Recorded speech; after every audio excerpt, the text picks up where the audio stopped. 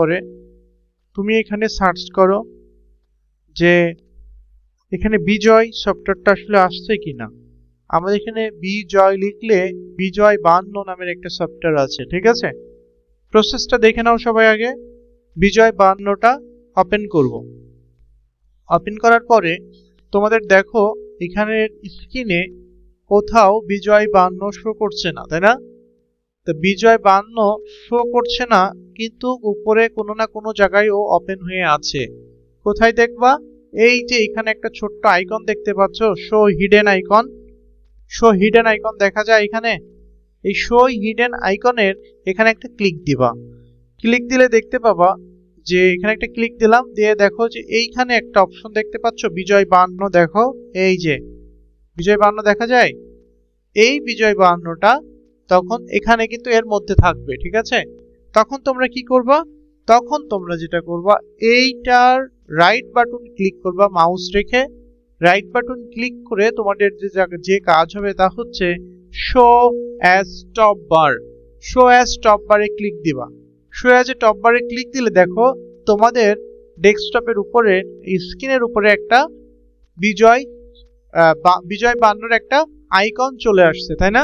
Shortcut একটা option চলে আসছে। আবার ধরো এই অংশটা তুমি এমন হতে পারে যে সেম ভাবে তুমি এই যে এখানে দুইটা অপশন আছে দেখছো, একটা হচ্ছে তোমার গো টু ট্রে। এখানে এইটার মানে হচ্ছে গো টু ট্রে, আর এটা হচ্ছে ক্লোজ। তো এখানে যখন ক্লিক দিবা তুমি, এই যে এই ডাউনলোড মতো যে অপশনটা দেখতে পাচ্ছ না, এই যে দেখা যায়, এই ডাউনলোড মতো অপশনটাই তুমি যখন ক্লিক দিবা তখন হবে হচ্ছে গো টু ট্রে। মানে এখানে যখন ক্লিক দিবা তখন আবার শো হিডেন ফাইলের মধ্যে ও চলে যাবে। দেখো কোথায় চলে আসছে, এখানে চলে আসছে না? দেখো আবার এখানে চলে আসছে, তাই না? আসছে? ওকে, তাহলে আবার তুমি এখান থেকে আবার so as a top bar use করতে পারো। তাহলে এখন দেখো তুমি এখান থেকে ওইটা এর মধ্যে এখন আর নাই, আছে আবার উপরে চলে আসছে। আবার এখান থেকে যখন তুমি ক্লোজ করে দিবা তখন কিন্তু আর এখানেও থাকবে না, এখানেও থাকবে না। তখন কি করবা? তখন তোমাকে আবার সার্চ করে নিয়ে আসতে হবে। ওপেন করলাম, যদি এখানে উপরে কোথাও শো না করে তাহলে এইখানে পাবা, ঠিক আছে। আর যদি উপরে শো করে তাহলে তো ইটস ওকে, এখানে পেয়ে যাবা, ঠিক আছে। এখন তোমাদের যে কাজ হবে এরকম অপশনটা এখানে রাখবা, ঠিক আছে। রাখার পর এখানে দেখো কি লেখা আছে, দেখো তো এখানে কি লেখা আছে, ইংলিশ না? এখন এখান থেকে এখানে দেখো একটা অপশন আছে ড্রপ ডাউন মেনু। এই যে এখানে ছোট্ট একটা দেখতেছো, এখানে যদি ক্লিক দাও তাহলে কি হবে? এখানে যদি ক্লিক দাও তাহলে এর মধ্যে দুই তিনটা অপশন পাবা। একটা হচ্ছে ইংলিশ, একটা হচ্ছে বিজয় ক্লাসিক, একটা ইউনিকোড। তো মনে রাখো নরমালি এখানে আছে ইংলিশ, তোমাকে বিজয় যদি বাংলাতে লিখতে হয় তাহলে বিজয় ক্লাসিক ইউজ করতে হবে, ঠিক আছে। তো বিজয় ক্লাসিক যখন তুমি ইউজ করবা তখন তুমি বাংলা লিখতে পারবা, ঠিক আছে। তো আমার আপাতত এই অপশনটা এখানে থাক।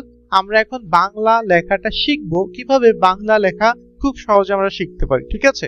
প্রথমত আমরা চলে যাব ওয়ার্ডে। ধরো আমার এখানে কিছু রুলস দেওয়া আছে যে আসলে বাংলা লিখতে হয় কিভাবে, তার কিছু নিয়ম কানুন। তো এখানে বলা হচ্ছে যে তুমি বাংলা যখনই লিখবো তাহলে ইংরেজি থেকে আমাকে কি করতে হবে, এখান থেকে পরিবর্তন করে বিজয় ক্লাসিকে দিতে হবে, ঠিক আছে। বিজয় ক্লাসিকে দেওয়ার পরে তোমাকে যা করতে হবে, এই যেখান থেকে ফন্ট চেঞ্জ করতে হবে। কি ফন্ট? সুতনি এমজে অথবা বাংলা যে কোনো ফন্ট, ঠিক আছে। শুধু এটা হচ্ছে এই অপশনটা হচ্ছে সুতনি এমজে, ঠিক আছে। ব্রহ্মপুত্র, ঠিক আছে, এগুলো সব বুড়িগঙ্গা, এগুলো সব বাংলা ফন্ট। তোমরা যে কোনো একটা ফন্ট দিয়ে লিখতে পারো। তো সেক্ষেত্রে আমরা এখন সুতনি এমজি দিয়ে লিখবো। এখানে তোমাদের পরিবর্তনের মূল দুইটা জিনিস লক্ষ্য করতে হবে। এক, বিজয় ক্লাসিক থাকতে হবে। দুই, সুতনি এমজে অথবা অন্য কোনো বাংলা ফন্ট, ঠিক আছে। ওকে, এখন তোমরা আসো, আমি যদি এই অংশটা লিখি, এটার নাম কি? যদি অ হয় তাহলে এটাকে আমরা যদি লিখতে চাই, ধরো এখানে লিখবো কিভাবে, আচ্ছা একটু বড় করে দিতে চাই আমরা এখানে দেখাবো, ঠিক আছে।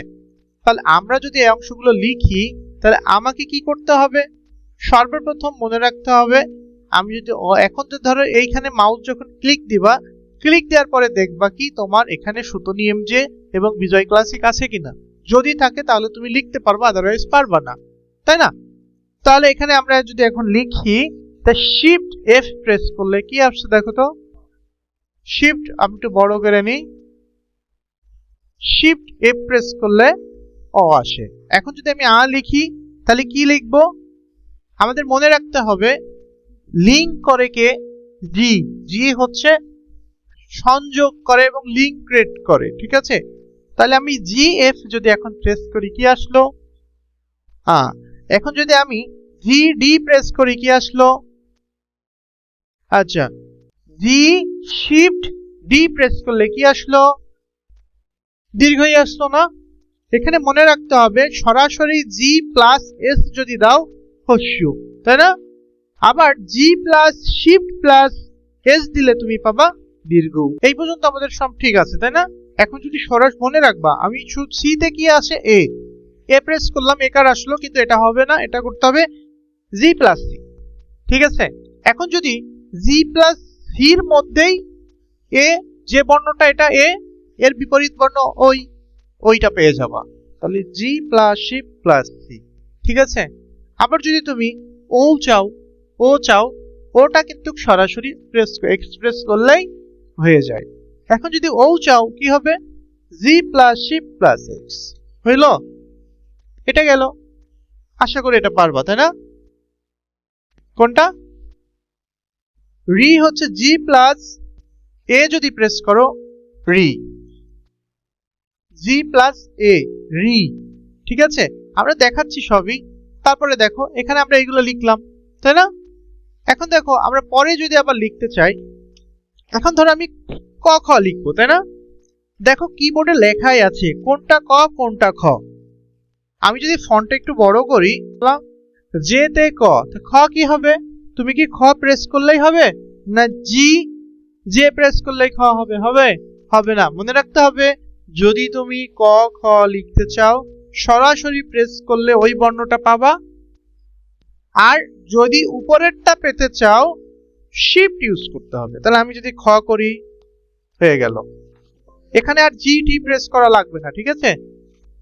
তাহলে আমরা যদি এখন গ চাই সরাসরি গ, আবার যদি শিফট ও প্রেস করি তাহলে কি হবে? ঘ। তারপর এখন অঙ্গ এইভাবে অঙ্গ চ, এইভাবে স, তারপর হচ্ছে বর্গের জ ঝ, তাই না? মধ্যাহ্ন। আচ্ছা হইলো, বাংলা এরকম তোমরা টাইপিং করতে পারবা। ওকে, এখন আমি কয়েকটা জিনিস দেখাই। ধরো তোমরা স্বরবর্ণ এবং ব্যঞ্জন বর্ণ উভয়ই টাইপ করতে পারছো, তাই না? পারবা। এখন যে জিনিসটা হচ্ছে, তোমাকে ছোটকালে শিখো নাই কয়াকারে কা কয়াকারে কা কি হয়, কাকা, এবং কয়াকারে কা কয় শিকারে কি কা কি। তাহলে আমরা যদি সেম ভাবে ওইটাই কল্পনা করি, মনে রাখবা এফ হচ্ছে আকারের কাজ করবে, ঠিক আছে? এফ আকার, সরাসরি ডি, শুধু ডি প্রেস করলে হস্যি, এস প্রেস করলে হস্যু, আর রি প্রেস করলে এ, মানে এ প্রেস করলে রি। কিন্তু এইগুলো তো সরাসরি প্রেস করতে হবে। আর যদি তুমি উপরের গুলো চাও যেমন দীর্ঘ, তাহলে শিফট ডি। যদি দীর্ঘ মানে রেপ চাও অথবা কিছু চাও তাহলে শিফট এ প্রেস করতে হবে। তাহলে আমরা এইভাবে এখন যদি করি, যেমন কয়াকারে কা কা, কয়াকারে কা কয়াকারে কি কা কি, তাই না? আমরা যদি এইভাবে ধরো কাকি তুমি কেমন, নাকি ধরো কেমন আছো, ধরো আমরা যদি এইভাবে এখন টাইপ করি, আর যদি এখন দাড়ি দিতে চাও তাহলে শিফট জি। বিষয়টা বুঝলাম? তারপর ওরা বললো কি যে আমি আমি ধরো ভালো আছি, শিফট সি, ধরো আমি ভালো আছি। তারপর বললো তোমার দিনকাল কেমন যায়, তাই না?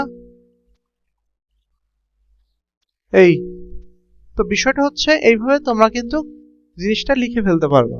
শুধুমাত্র কি করতে হবে তোমাদেরকে, এখন যে জিনিসটা করলাম আমরা, এখানে দেখো তার কিছু ফরম্যাট দেওয়া আছে। তোমরা যদি ভুলে যাও এখান থেকে এই জিনিসগুলো দেখে নিতে পারবা। এখানে কিন্তু লেখা আছে যে শিফট এফ প্রেস করলে অ, shift G plus F press করলে কি হবে আ, তাই না? জি প্লাস ডি প্রেস করলে হর্ষ, G plus shift plus D press করলে দীর্ঘ, ঠিক আছে? জি প্লাস এস প্রেস করলে হর্ষ, G plus shift S press করলে দীর্ঘ। এইভাবে তোমরা যদি এই জিনিসটাকে ফলো করো তাহলে বাংলা লেখা অবশ্যই শিখে যাবে। তো তোমরা এখান থেকে যে জিনিসটা করবা, এখানে দেখো একটা প্রশ্ন দেওয়া আছে কিছু, তোমরা এইগুলো প্র্যাকটিস করার পরবর্তীতে আমার সোনার বাংলা প্রথমে লিখবা 7 8 থেকে 10 লাইন, কপোতাক্ষ নদ কবিতাটা লিখবা আজকে। তারপর বাংলাতে তোমরা যে ইংরেজি সিভি লিখছো না, ওই সিভির অনুসারে বাংলাতে একটা সিভি লিখবা, ঠিক আছে?